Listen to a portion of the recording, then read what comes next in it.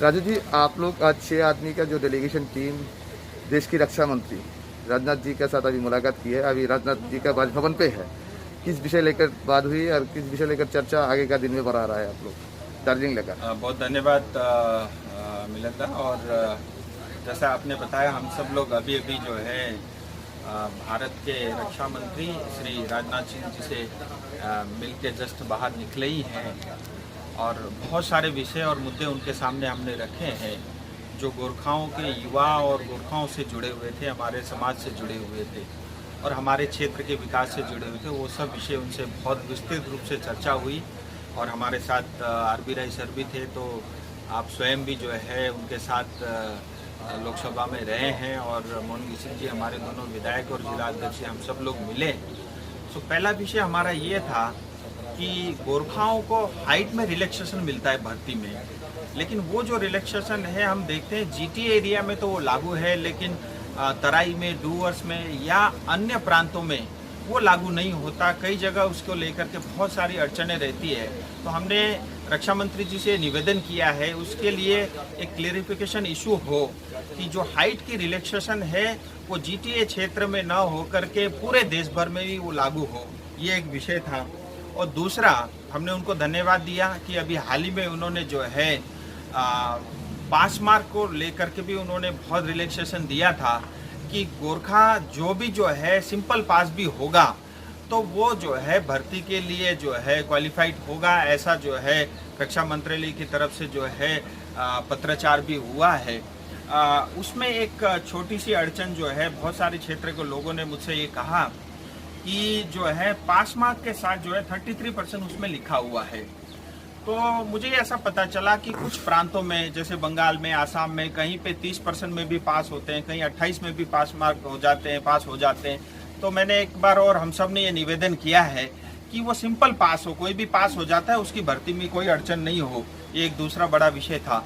तीसरा, जैसा हम सब जानते हैं केंद्र सरकार की तरफ से दार्जिलिंग को सैनिक स्कूल ग्रांट हुआ है, अप्रूव्ड हुआ है, लेकिन राज्य सरकार की ढिलाई के कारण, हमारे ऊपर भेदभाव के कारण, गोरखाओं के साथ जो है भेदभाव के कारण जो है आज तक सैनिक स्कूल का काम शुरू नहीं हुआ है।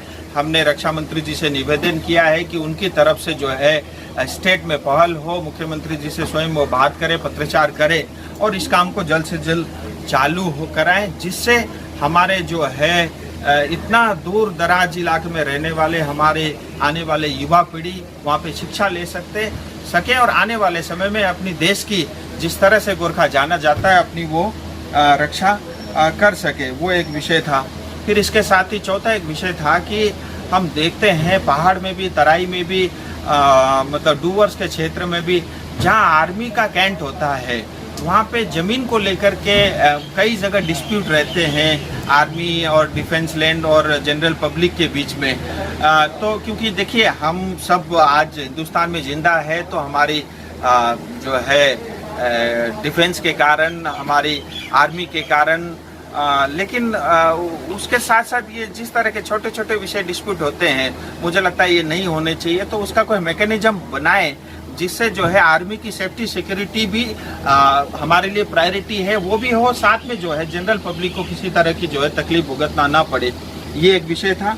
और लास्ट में एक बड़ा विषय ये था कि जला पहाड़ दार्जिलिंग में हम सब जानते हैं गोरखा रिक्रूटमेंट सेंटर है और आए दिन कहीं कहीं से अफवाहें जो है बहुत सारे जो भाजपा विरोधी हैं, मैं ऐसा कह लूँ, वो इस तरह की अफवाह फैलाते हैं कि जो है ये बंद हो जाएगा, शिफ्ट हो जाएगा। तो हमने उनसे निवेदन किया है कि इस तरह का कोई भी कार्रवाई ना हो। उन्होंने भी हमसे ये कहा है कि ऐसी कोई योजना नहीं है और साथ ही हमने उनसे ये भी निवेदन किया है कि गोरखाओं की जो भर्ती होती है वो दार्जिलिंग झालापाड़ से ज़्यादा हो, क्योंकि एक मुश्त एक साथ जो अगर देश भर में कई गोरखा रहते हैं तो मुझे लगता है वो दार्जिलिंग पहाड़ है, अगर वहीं से भर्ती की एक्टिविटी ज़्यादा होती है तो मुझे लगता है हमारे युवाओं को उसका बहुत बड़ा लाभ मिलेगा और वो देश की जो है सेवा कर सकेंगे।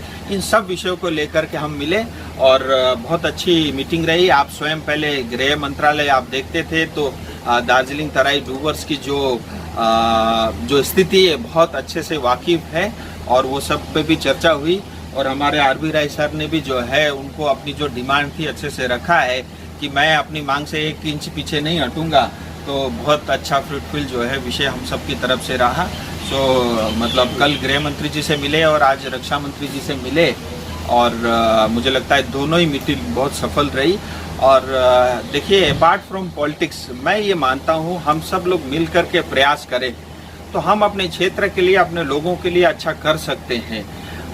क्योंकि हिंदुस्तान में सबको न्याय मिलता है, लेकिन बस शर्त ये है कि हम ईमानदार हो और सिंसियर हो, और पॉलिटिक्स को सिर्फ चुनाव जीतने या हारने की मशीनरी ना समझ करके प्योरली अगर जनता के प्रति निष्ठा रखते हम सेवा करें, तो मुझे लगता है हम सब लोग मिलकर बहुत कुछ कर सकते हैं। राजू जी, देखिए अभी दार्जिलिंग पहाड़ में जो सैनिक स्कूल के जो एक बात चल रहा था, उस प्रोजेक्ट केस कम में रहा और उस विषय लेकर कुछ सलपल हुआ सैनिक स्कूल के बारे में? नहीं, वही मैंने आपको बताया ना जी।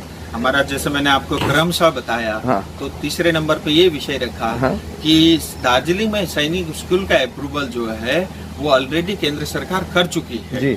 अब उस पे अड़चन जो है राज्य सरकार लगा रही है, क्योंकि राज्य सरकार ये मानती है, ये स्पष्ट है कि गोरखाओं का भला नहीं होना चाहिए, इनका उद्धार नहीं होना चाहिए। इनका उद्धार होगा तो जो है टीएमसी को बुरा होगा, ऐसा नकारात्मक सोच उनकी है। इस कारण से मतलब एक तुच्छ प्रकार की राजनीति चमकाने के लिए हमारे गोरखा युवा भाई बहनों को जो है वो विकास से और सुविधाओं से वंचित रखती आई है। ये वास्तविकता है। तो हमने उनसे निवेदन किया है कि इसमें वो पहल करें और स्वयं मुख्यमंत्री जी से बात करके इस प्रोसेस को जल्द से जल्द चालू करें।